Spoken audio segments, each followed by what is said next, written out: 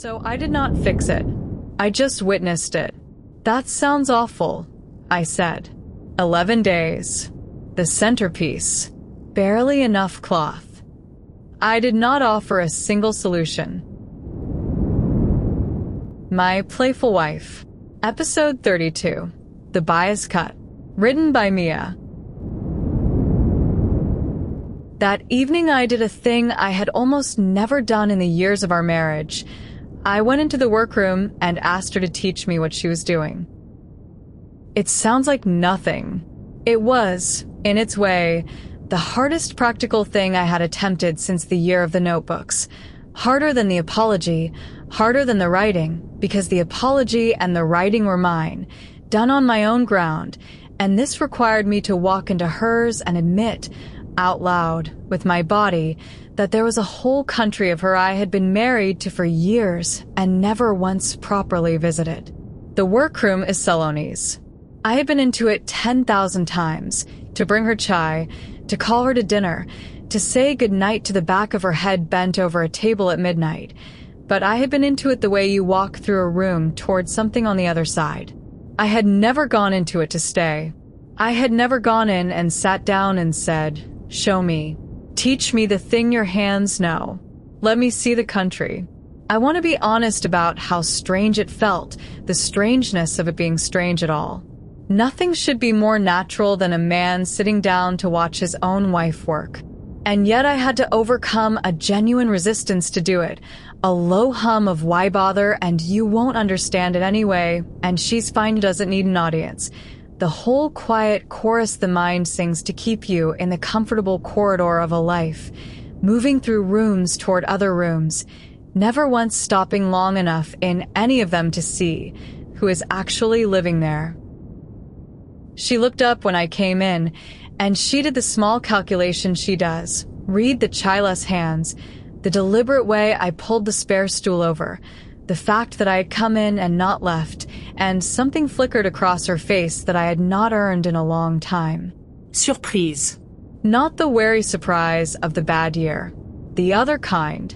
The kind that says, "Oh, you're actually here." "I want to understand the bias cut," I said. "You said it last night, and I nodded and I didn't know what it meant, and I pretended I did. I'm tired of nodding. Teach me." So she taught me. She took a length of the rose-dark cloth, the remnant, not the collection cloth. She would not let me near that, and she laid it flat on the cutting table under the good lamp, and she showed me the grain. "Cloth has a direction," she said. "Two, really. The warp runs this way, down the length, strong, barely any give. That's the backbone. The weft runs across, a little softer. Most of the time you cut along them, with the grain square to the threads. It's stable. It behaves. It hangs the way you expect it to hang, and it does what you tell it." She ran her thumb down the straight of the goods, and the cloth lay there, obedient, flat. Straight-cut cloth is honest and a little boring. It holds its shape because it isn't really moving.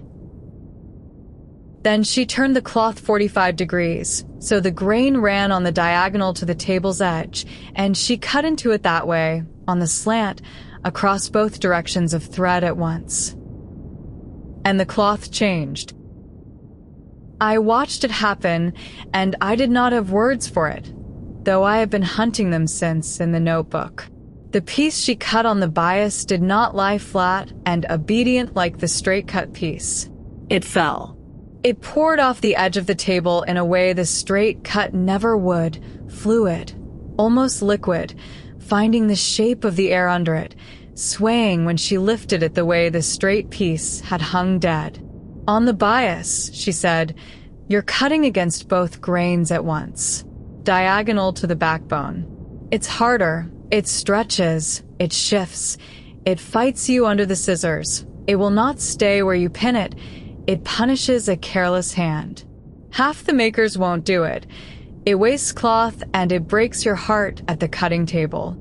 She let the bias cut piece sway from her fingers alive. But it moves. It moves with the body instead of hanging off it. It does the thing the straight cut can never do, which is follow a living shape while it lives. You cut on the bias when you want the cloth to be alive. She demonstrated it twice more, and the second time I watched her hands instead of the cloth, the way they read the grain before the scissors ever touched it, a literacy in the fingertips I had lived beside for years and never once seen at work. She did not measure the 45 degrees. She felt for it, the way you feel for true north, some sense in the hands that the rest of us do not have and cannot fake. I had married a woman who could find the living diagonal of a thing by touch, in the dark, and I had spent years bringing her chai and walking back out of the room before she could show me how. Why is it harder? I asked, truly asking, not nodding. Because you're going against the grain, she said. With the grain is easy and dead. Against it is difficult and alive. Everything worth cutting on the bias is like that. You pay in difficulty for everything you get in life. I sat with that on the spare stool, under the good lamp, in the country I had never visited, and I felt the whole evening turn quietly into the thing the fifth notebook was going to be about. Because, of course, she was not only talking about cloth. She did not know she was not only talking about cloth. She was being a maker explaining her craft to a slow husband, but I sat there and heard the other thing underneath, the way you sometimes hear your own life described by accident in someone else's shop talk. The bias cut was the answer to the danger I had named the night before. The familiar, cut straight, with the grain, the easy way, that was the marriage going dead. That was me nodding at the kitchen table, hearing the shape of her sentences and not the substance, letting her hang flat and obedient and known in the corner of my attention like a straight-cut length of cloth that holds its shape because it has stopped moving. And the other way, the hard way, the against-the-grain way, cutting diagonally across everything I assumed I already knew about her. That was the only way to keep her alive in my seeing. It wastes cloth. It breaks your heart at the table. It punishes a careless hand. And it is the only cut that moves with the living shape while it lives. I had been cutting my wife straight for years before the balcony, with the grain, the easy, dead, stable way. And the catastrophe had, brutally, turned the cloth, had forced me to see her on the bias, diagonal to everything I assumed, alive and pouring and impossible to pin. And the danger of the good years, the danger I had only just named, was that I would slowly turn the cloth back, square it up again, return to the straight cut because the straight cut is easy and does not break your heart at the table. Saloni had just handed me, without knowing it, the exact technique against that exact death, and the technique was, choose the harder cut. Go against the grain on purpose. Keep cutting her diagonal to your own assumptions forever, because that is the only cut that lets a person keep moving while she lives. It is a strange thing to be handed the cure for your own particular death by a person who does not know they are handing it to you. She thought she was explaining a deadline to a husband who, for once, seemed interested. She had no idea she was describing exactly, and without metaphor, the discipline that would have to carry our marriage across the next 40 years of having no catastrophe to keep us honest. The best instructions for living arrive like that I have found sideways, disguised as something practical from people talking about their work.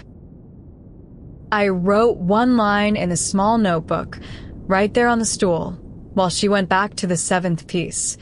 Attention is a bias cut. With the grain is easy and dead. Against it is difficult and alive. Pay in difficulty for everything you get. The seventh piece was breaking her heart at the table as it happened.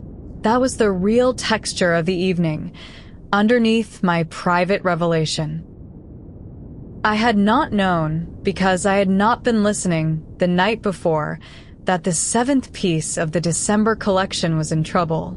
She had cut it on the bias, the rose dark, the centerpiece, the one the whole show would be built around, and the drape had failed.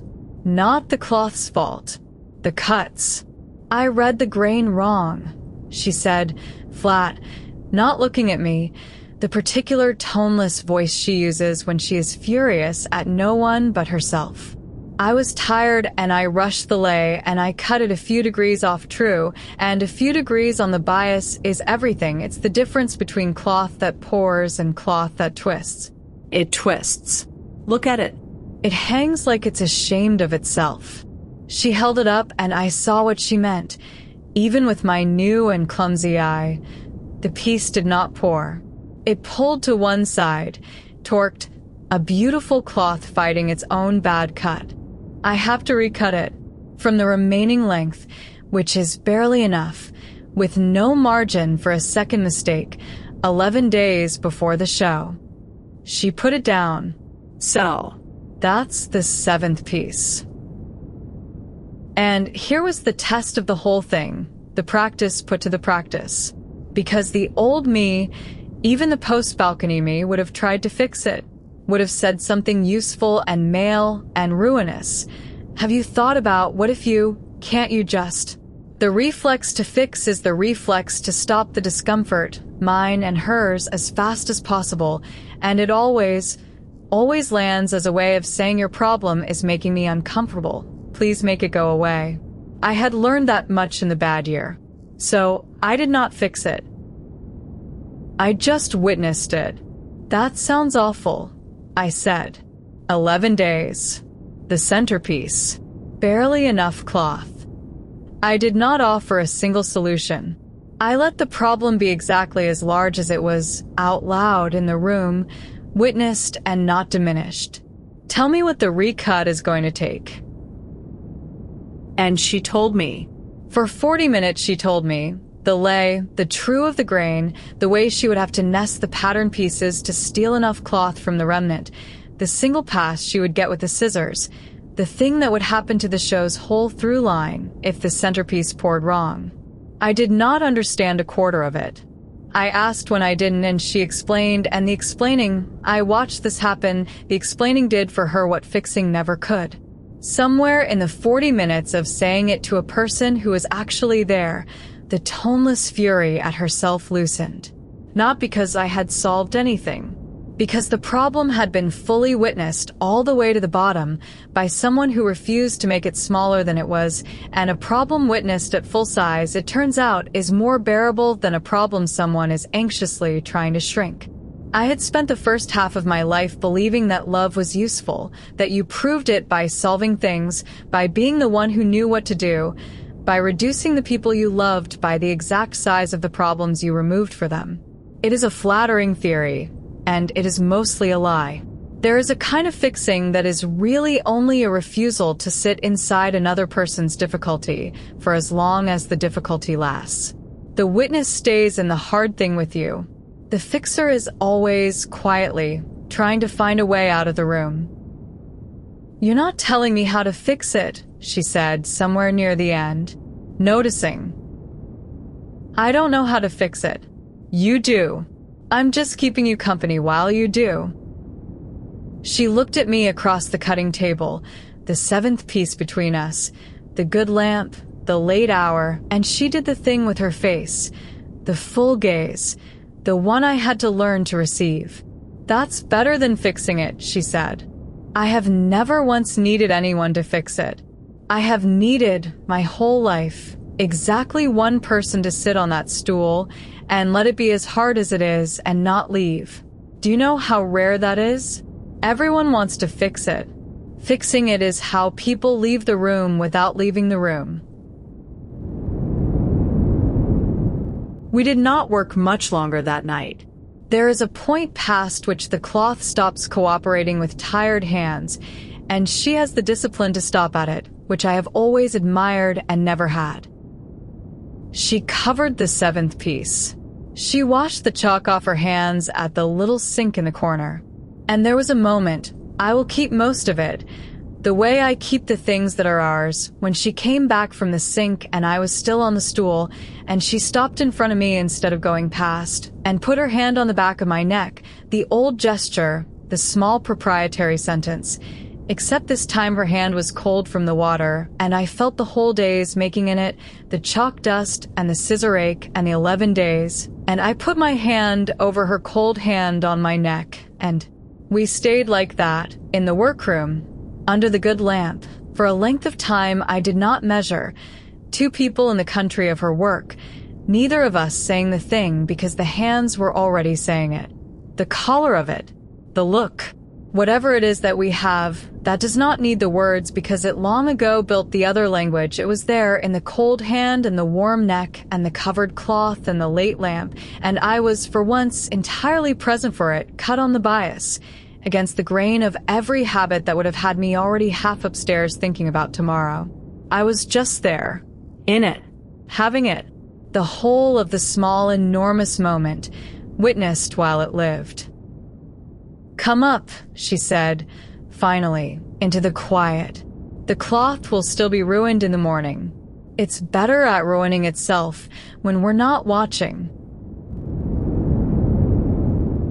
I wrote it down after, the way I write everything now, in the 5th notebook, by the bed, while she slept the hard, clean sleep of a maker who has stopped at the right point. Day, I've lost count already, and that's good. The awake years aren't a calendar. Went into her workroom and stayed. Asked to be taught. The bias cut. Against the grain is harder and alive. With the grain is easy and dead. She was teaching cloth. She was teaching marriage and didn't know it. The 7th piece is ruined, and she has to recut the centerpiece in 11 days from not enough cloth, and I did not fix it, and not fixing it turned out to be the whole of the help. Fixing it is how people leave the room without leaving the room. Write that on the wall. The thing she has needed her whole life is not a problem solver. It's a witness who won't leave and won't shrink the problem. I can be that. It costs nothing but presence, which is the one thing that is somehow the hardest to pay. And then, below it, the line I am keeping at the front of the 5th notebook, the working principle of the volume, the answer to the danger I had named. Cut her on the bias. Every day, against the grain of everything I think I already know. It wastes cloth. It breaks the heart at the table. It is the only cut that moves with a living shape while it lives. With the grain is easy, and the marriage hangs flat and dead in the corner of the eye. Against it is hard, and she pours. Choose the hard cut. Choose it tomorrow. Choose it the next 10,000 tomorrows. That is the practice. That is the whole of staying awake. I closed the notebook. The October into November cold was in the flat, the real winter coming on. The December show 11 days off and the centerpiece in ruins, and the whole beautiful, difficult enterprise of her work pressing toward its deadline in the dark of the next room. And I lay in the dark beside the maker, wide awake on purpose, having had, for one whole evening, by main force of attention, a day with my wife that I had actually been inside of, every minute, cut diagonal to my own assumptions, alive. It is harder than nodding. It will always be harder than nodding. I intend, for as long as I am given evenings, to keep choosing the harder cut. To be continued in episode 33, The December Room. Simbolo di copyright Mia. All rights reserved. That was episode 32 of My Playful Wife. If this story is staying with you, the next episode is already waiting. Subscribe so you don't miss it. The complete book is on Amazon, and early episodes plus bonus chapters are on my Patreon. Links are in the description. I've Mia. Thank you for listening.